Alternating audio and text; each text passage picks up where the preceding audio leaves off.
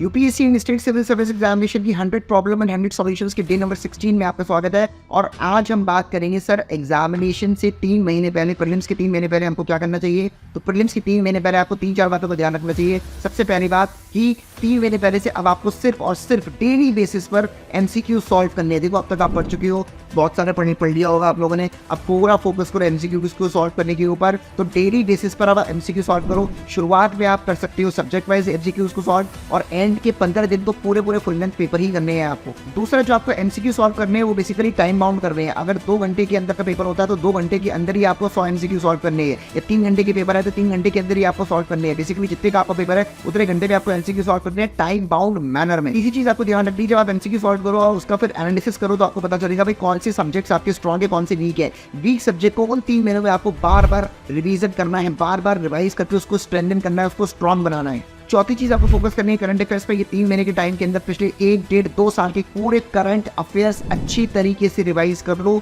क्योंकि ये 3 महीने के अंदर ही सब कुछ डिसाइड होगा कि आपके जीवन में आगे क्या होने वाला है भाई। और 5वीं चीज और अंतिम चीज ये है भाई, आपको फोकस अपनी हेल्थ का ख्याल रखना है। फोकस क्यों? क्योंकि आपके पूरे 2-3 साल की मेहनत जो है वो इन 3 महीने पे डिपेंड करेगी। 3 महीने कैसा करोगे और हेल्थ का ध्यान रखना है। अगर हेल्थ बिगड़ गई तो कोई मतलब नहीं है भाई। तो बेसिकली ये सारी बात का ध्यान रखिए, प्रीलिम्स क्लियर किया जा सकता है।